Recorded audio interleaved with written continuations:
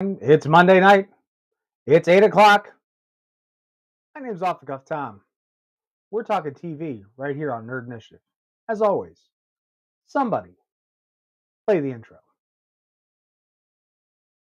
I heard you on the wireless back in 52. Lying awake, intent and tuning in on you. If I was young, it didn't stop you coming through. They took the credit for your second symphony, rewritten by machine and new technology. And now I understand the problems you can see. I met your children.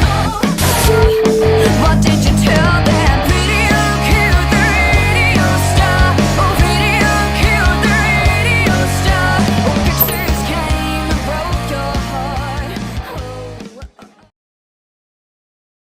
Order up, everybody. It's time to talk. We're doing some TV tonight. Welcome back to the Nerd Initiative. It is the beginning of your week. My name is Off the Cuff Tom, Nerd Initiative's pop culture connoisseur, and it is an absolute pleasure to be back with you. Now, I know we were doing this whole Doctor Who and review thing for a bit, but you know what? We got to change it up. We got to stay with the times, But sadly, though, one thing in this whole scene is not within the times. This is my old chef jacket. So, having that said, it is my pleasure to be talking TV. We're going to talk The Bear over the next few weeks. So, Hulu, being as wonderful as they are, decided to drop all 10 episodes all at once. To be quite honest, I'm not doing a whole 10 episode review in an hour format. So the plan is for the next few weeks, what we're going to do is we're going to do 2 episodes a week. So those of you who can math, that's 10, 2, 5 more weeks of this going on. Just talking TV, we're going to talk The Bear. Still waiting on a little few things from the press, so it's just going to be you, me, the camera, and these wonderful slides over here tonight. So please make sure you're jumping in the chat, make sure everything's going on. Cheers to you. What an amazing show. Now, for those of you who haven't been watching, the show follows Carmi, who inherited his brother's Chicago-style Italian beef restaurant. And they tried to keep it successful. And then they brought in a sous chef, and then they decided, oh, what are we going to do? And then by the end of the first season, they realized, yo, hold up. They were sitting on a fortune. His brother was embezzling, I guess is the nice way you can put it, money from some loan sharks and hiding them in tin cans. Having that said, season 1 ends. We're rich. What are we going to do? Rebuild the restaurant. What about the sandwiches? We'll put it to go window. Season 2 is the whole building of the restaurant and everything that comes and entails with that, culminating into opening night that, my God, was intense. Again, folks, we're just doing a little quick, brief recap just to get you caught up. Or unless you're like, the Nerd Initiative ladies sommelier of beer, Lauren, have no clue about this show. And we still love you for it. I apologize for the technical difficulties. So that happened. I don't know why. We're going to blame the internet. Now, those of you who are joining in might be looking, hey, why is this guy wearing a chef jacket? If you didn't know, I actually did go to culinary school. I was American Culinary Federation intern and did all my stuff that went with that. And here I am now. I still hold on to these just for purpose, for good purpose. And it's what I do. It's still what I do. I work in hospitality to this day in some way, shape, or form because it's a part of who I am and I can't stop it. Now, don't forget, super chat. Let me know how you're doing. Talk to me about these episodes because I'm going to talk to you what I got out of these episodes. And boy, was it a lot. The one thing that I got to say what's great about The Bear is they are super, super, super heavy when it comes to the emotional weight that comes out of these shows. You really do get a sense of familiarity when you watch these shows. And ever since the show came on, I'll be honest, there were some scenes in the first 2 seasons that made me have crazy style, and for lack of better words, PTSD about working in restaurants and the lines and the tickets and the attitudes and the people, some in a good way, some in a bad way. You know, I've even had panic attacks on the line because I'll be honest with you, because that's what we do. We're being as positive as possible as we can, and these are the real things you got to deal with. It's so well done. It is so real. There is a celebrity chef out there who I'm not going to say, Heard behind. Thank you very much. See, someone's got me. Someone's got my back. It's a lovely lady right there putting in her 2 cents. God knows she's got plenty of them. Not a lot of common. But it's the truth. There's a certain celebrity chef that said that what the bear did was put the industry back about 20 years. I don't think it did that per se. I think what it did is it gave people a reality to understand. A little bit more backstory about myself, because we got 2 episodes to talk about. One is a really big filler episode, and the other one wasn't. 20 some odd years ago, when I was a young and buff and good looking guy, I happened to run a culinary school, and it was a very different dynamic. It was a very different world. This is right when the idea of what celebrity chef would become. At that point, all we had was bam! We had Emerald. That was it. Little essence. That was about it. A little extra garlic, some butter, some salt. Bam, bam. That was it. Bobby Flay was still up and coming. Food Network was still in its relative toddler stage. So when I went to school, it was interesting. I went to a particular school that you saw all walks of life. You saw everybody come from either mommy and daddy paid for me because I have a whim to go and do this, to a bunch of degenerates who decided that they needed to make a solid living. And trust me, what you see on The Bear is absolutely true as far as a general everyday working kitchen when the show started. Now, getting Carmine's flashbacks and looking at the French Laundry and all the other places that he's worked, that is a level of cooking that I am more than certain capable of, but I would never want to do. That is just me. I want to make food that is approachable to everyone. I'm not saying that the food and the chef that does the plating and everything on there isn't wonderful, because I mean the food looks phenomenal. But at school there was this very interesting ideal. I had some personal stuff go on with me before while I was in school. And I had to leave school, and in between, and I had to finish classes with my original class and then pick up classes with another class. In the 2-ish semesters between, it was very, very peculiar to the fact that they taught my original class, and I will stand firm to this. And if this ever gets back to that school, go right on ahead. But they taught my class to be a cook before we're a chef. Then when I came back to finish out on my program, because I was occupied elsewhere, the mindset these guys had were they were a chef before they were a cook. And it led to a lot of tension. I mean, attitudinal tension. I could tell a whole bunch of other stories, but we got 5 weeks and I've got all this to talk about. But let's get back into the show, because we're talking The Bear. And it's unbearable that I've been flapping my gums here for 9 minutes. And I've only got one thing in the chat, but that's okay. We're here to talk. If you're here to listen, then listen. And I'm happy to have you. Make sure you follow those QR codes, because we're going to be talking all kinds of stuff. Now, getting back to the show, we've just come off of opening night. All right. So we have the first episode that came out,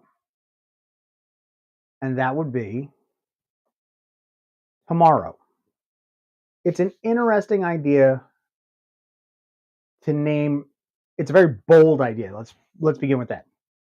It's a very bold idea that every single episode this season, and I have to go back and do my homework.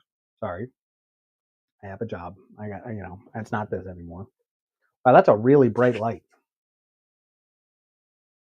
That really is. Anyhow, I'm sorry, folks. I wish I could turn that off. I can't. It's brazen, it's bold, it's daring, that in today's TV landscape, to take a series about something that a lot of people have only seen on, oh my God, it's the next Iron Chef, or it's the next Food Network star, and let's go down to, Flavor Town and all that, to make the opposite of that. To really harness and to give a real sense of what it is like working in a kitchen, especially when it's one that was a family owned and operated business. I have worked many, many jobs in my life, and even back when I was a pissant, new kid who's like, yeah, I go to culinary school, I do everything. Man, I learned my lesson. I made my bones. Eventually led me where I'm at today, and I'm grateful for it. But wow, it just really just gets everything. So naming the episodes one name for the title of the episodes is going to tell you that's all you need. And you got to think about that. And it's like, wow, and are they stupid or genius? It really is. The first thing that they did in the first episode is they embraced Chicago food culture. They went to the Vienna Beef Factory, Kassia's Pierogies, Chew Queen Bakery, LaSalle Flowers, Jim's Original. There's so many other things that it was a nice, hey, welcome back. We're happy you're here. Here's a false sense of security to me. But any single time that you can do something to admire the folks and the industry, you're always going to get a nod from me. The thing is, Carmy is so in his head right now, simply for the fact of the quote disaster that happened on opening night. Season 2, everybody was doing the build up and getting ready for opening night. Opening night, Carmy, the head chef, owner, executive chef, gets locked in the walk-in. I've spent many hours in a walk-in doing many things. But it was, for someone who has such high hopes, and I would even say extremely high functioning OCD, for that to happen, to be not tangible in the moment, had to drive the man crazy. And we saw the big fight that him and Richie had. And, the team all came together, and Sid kicked ass, as Sid does. Even Sid had issues in the last season. This season, we're literally like days after, not even, might have been the next day. Carmy wants to go to the next level. He thinks that last night was good, it wasn't great. So what can we do? He decides, well, let me do this, that, and the other thing. Oh, we're going to be doing brand new menus every day and doing this and doing that. Whole new menu every single night. We see where this goes, where his sister, Sugar, finally decides to say, dude, you are literally draining us dry. Money's coming in, money's coming out. There's no even. I can only imagine. On top of it, you have the bowls and the dishes, and you come up with the idea of the non-negotiables.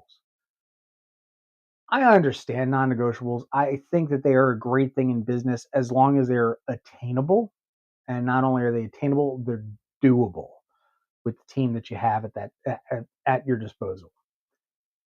You can't set the bar so high and expect that everybody to go from 0 to 120. Sorry, it's not 100. It's not 60. It's not 1 to 60. It's 1 to 120. It's impractical. It burns you out. But the other fun thing with the episode is that we get all these great flashbacks of Carmy at the French Laundry, and it's something that just makes you think of all the stuff that he has been through and what has led to him being the chef and person who he wants to be. You're seeing flashbacks of the debacle with their family during Christmas when, someone drove through the front door because fun. And what an amazing episode that is.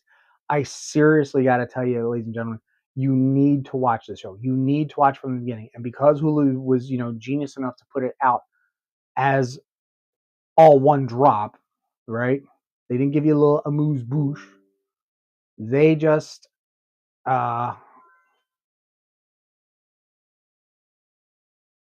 this is why we do it live. Apparently I forgot to hit do not disturb.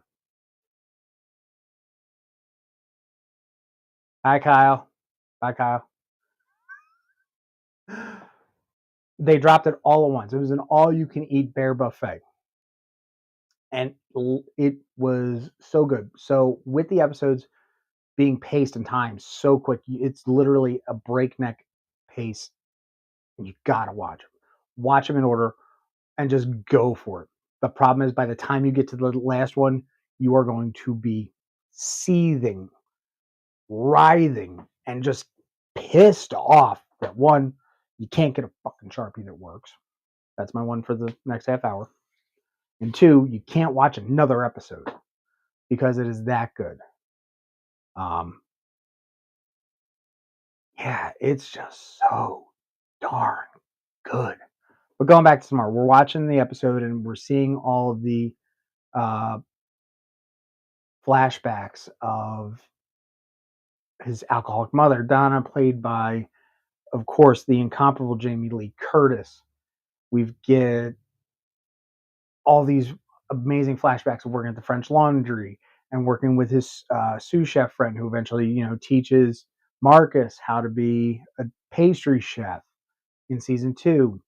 The callbacks are plenty, and is it worth it?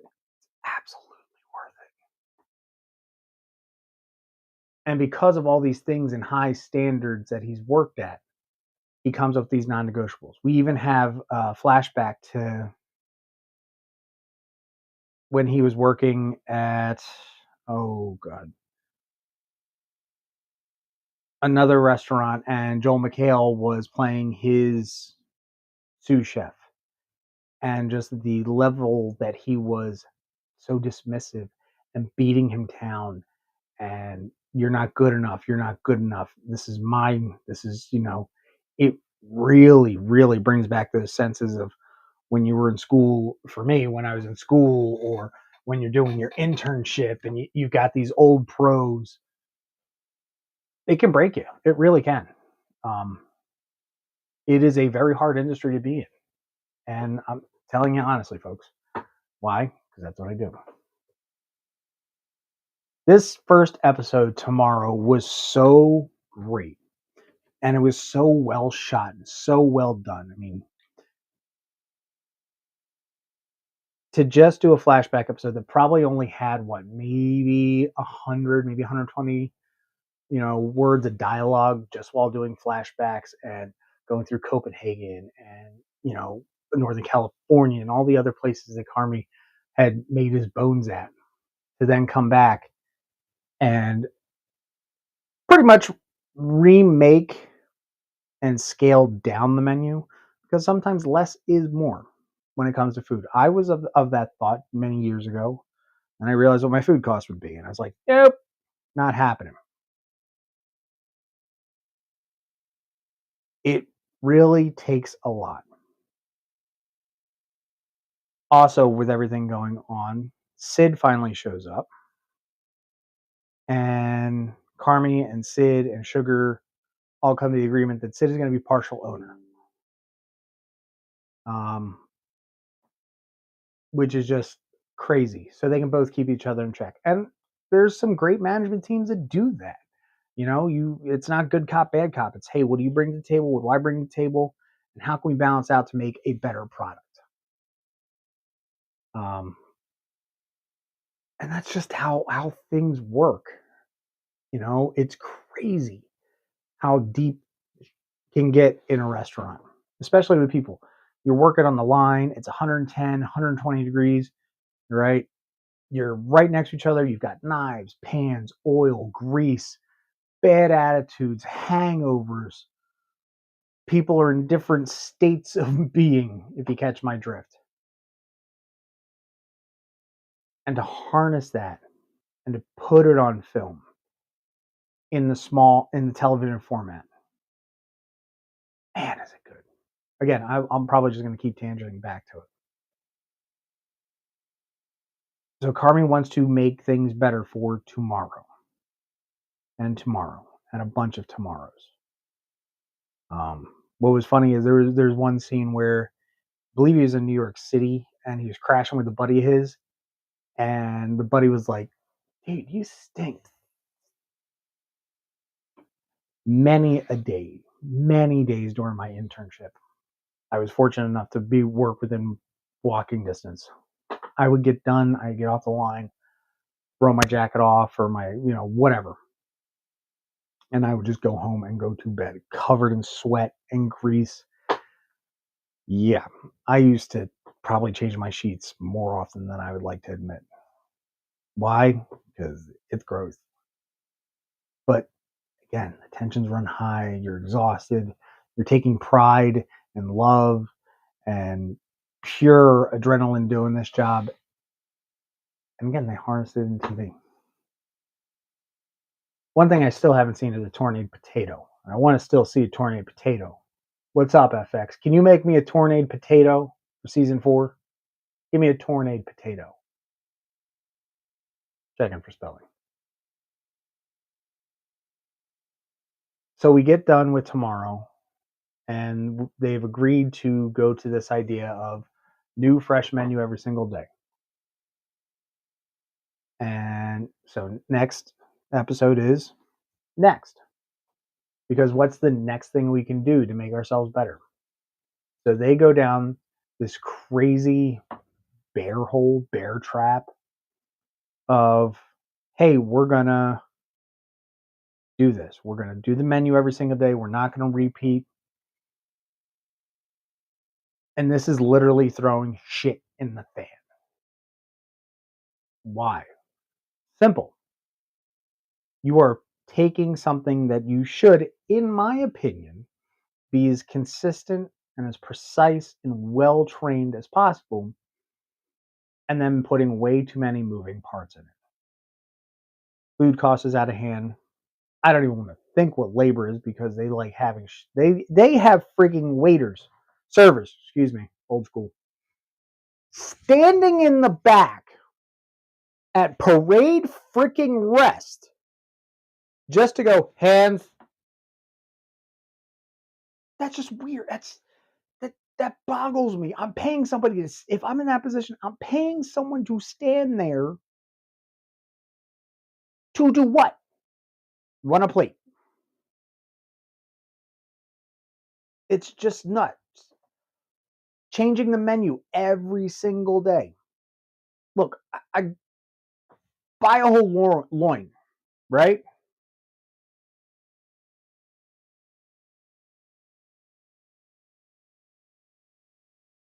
It's quiet in here. Oh, it is quiet in here. The French Laundry, though, Mickey. Let me explain. French Laundry by Thomas Keller, and showing the handprint. Oh my God. Oh, chills, man. There are names in my professional chefdom hierarchy that you just drop them, and it's literally like saying, the Beatles of the culinary world.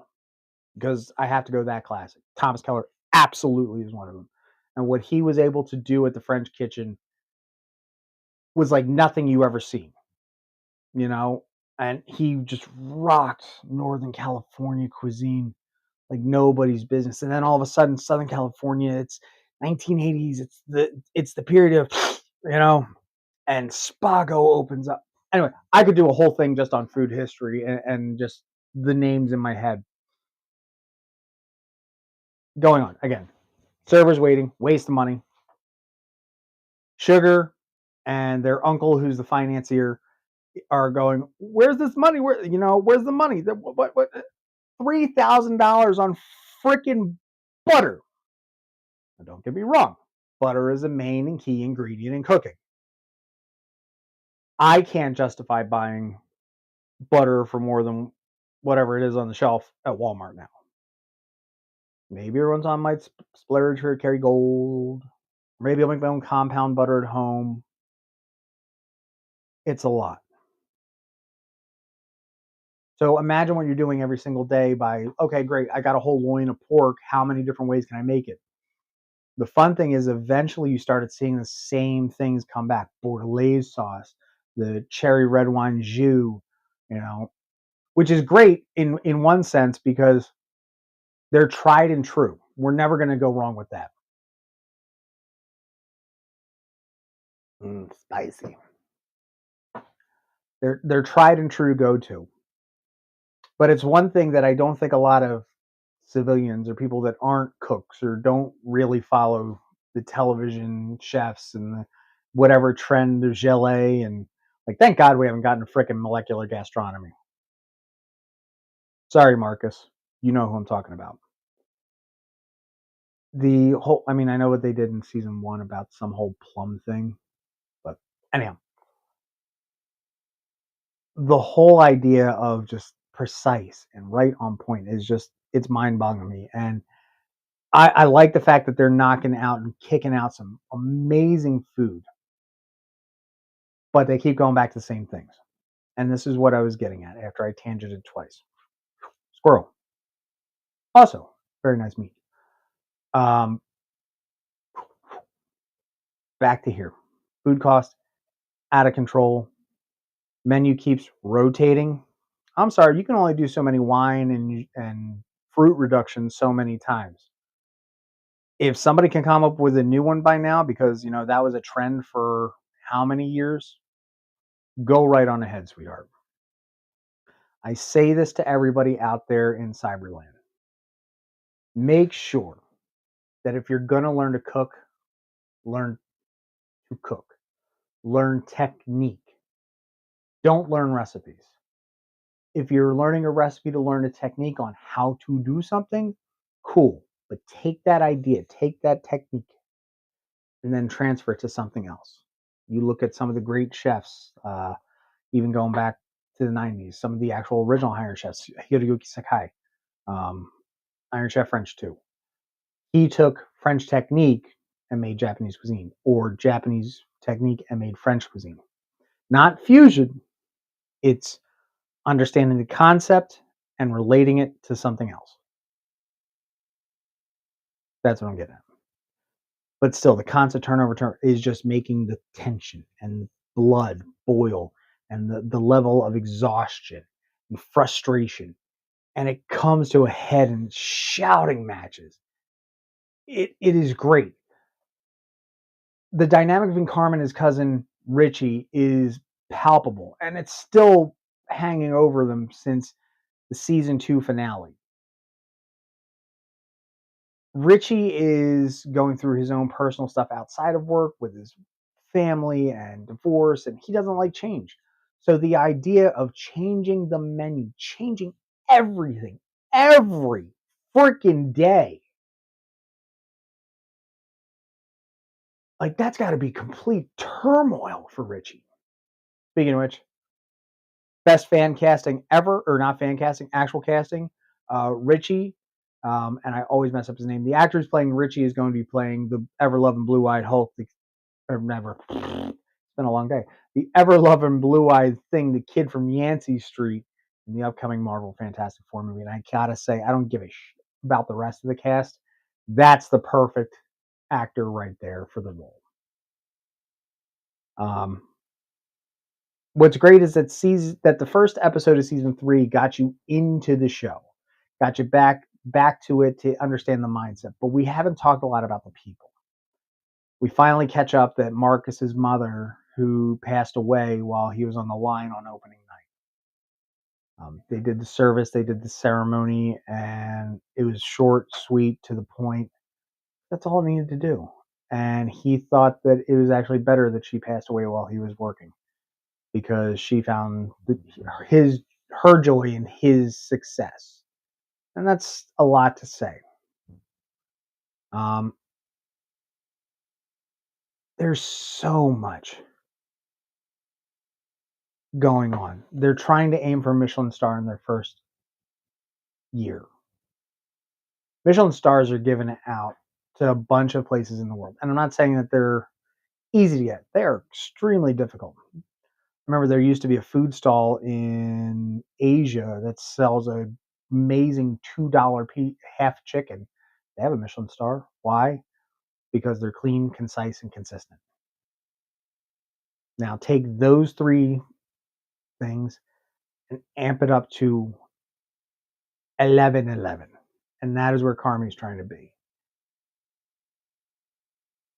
I can't wait to see where the breaking point really happens here.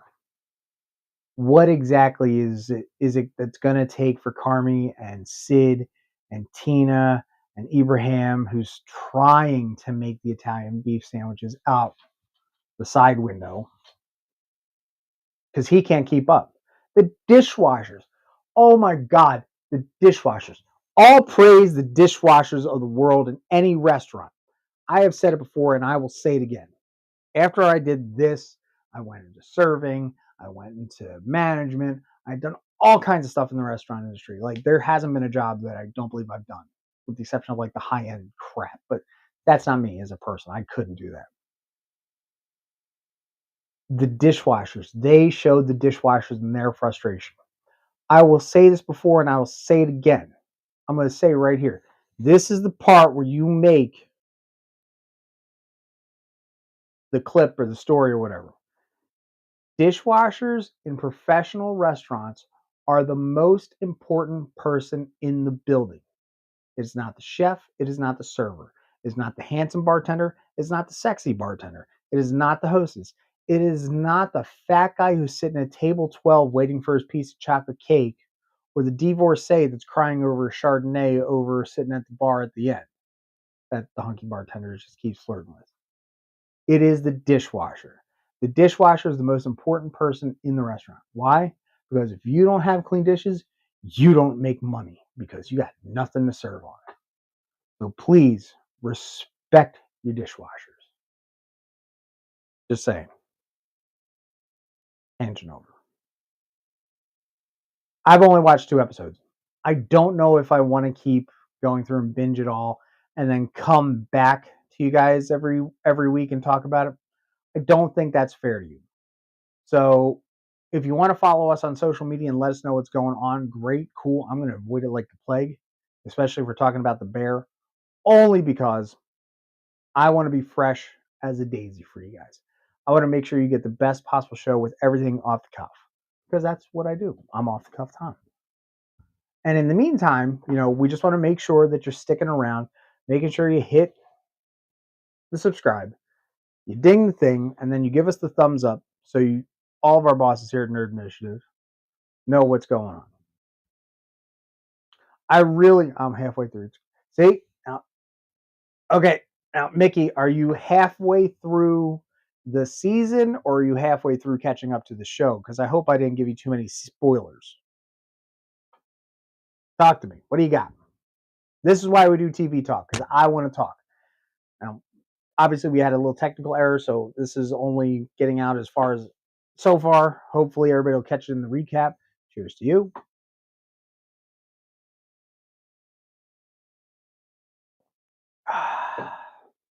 Ooh, that's spicy.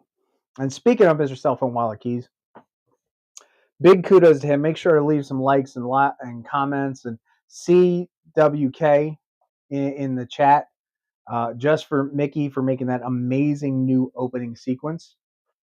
Again, with a guy like him on the team, he just makes me look better.